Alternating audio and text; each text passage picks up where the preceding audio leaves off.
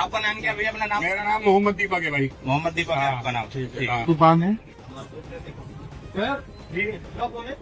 इनके पास। पहले भी आए हैं। बाबा नाम हटाओ आप, या तो बाबा बनती है। हाँ, हमारे सिद्ध बाबा हैं। नहीं बाबा यहाँ पे सिद्धवली एक ही बाबा है, वो है सिद्धवली बाबा। और जितने वो खुली ये बाबा सिद्धवली शिव वगैरह क्या है, वो सब हिंदू की दुकान है। तो मुसलमान क्या हो गया? मुसलमान इधर।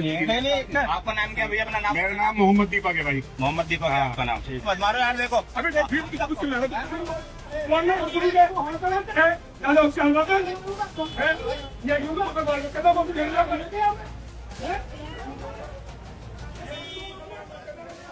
Did you watch this video recently?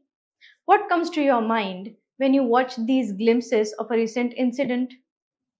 When a small mob gathered around an elderly shopkeeper in Kotdwar, Uttarakhand, most people did what crowds usually do.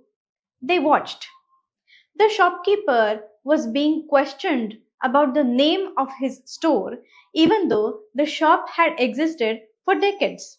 As voices grew louder, people moved closer. Phones were raised. The pressure increased. Then one local resident, Deepak Kumar, spoke up. He asked a simple question: why should something that has existed for years suddenly be changed? When someone demanded to know who he was, he replied using a combined name that showed solidarity with the shopkeeper. मेरा नाम मोहम्मद दीपक है भाई। The moment was caught on video and spread quickly online. This raises a larger question. Why do most people stay silent when a crowd turns hostile? And why does one person sometimes step forward?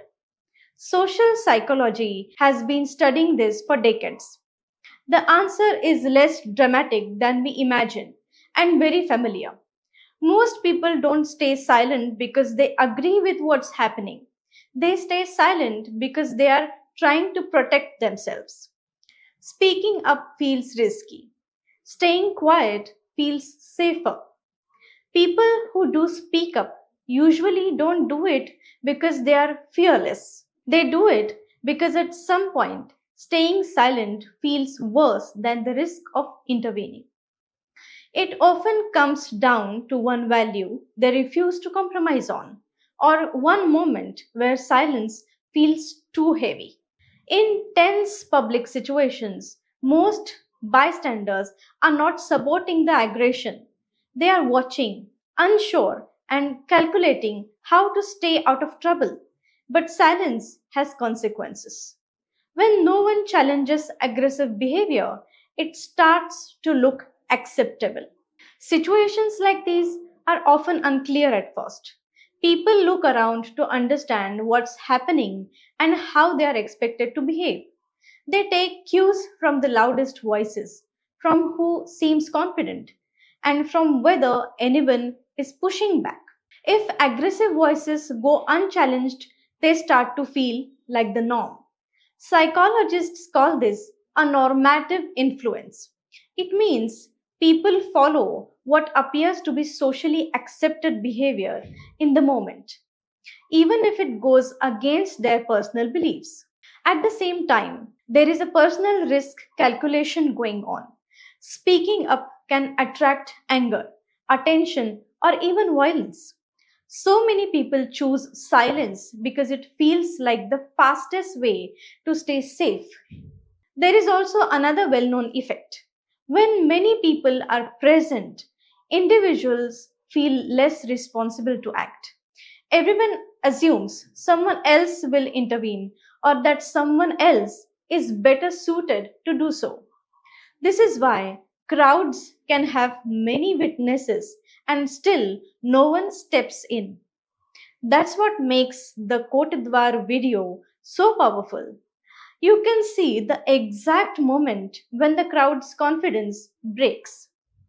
Group hostility grows when no one challenges it. But the moment someone speaks up, that smooth momentum is disrupted. The crowd is forced to pause and respond instead of simply watching.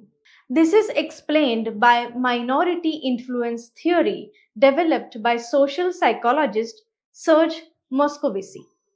The theory shows that a small minority, even a single person, can influence the majority, not by force or authority, but by being clear and consistent. It's not about winning the argument on the spot. It's about breaking the feeling that this is settled or this is normal. One person refusing to stay silent changes the situation. It makes people watch carefully. And often that brief act is where change begins.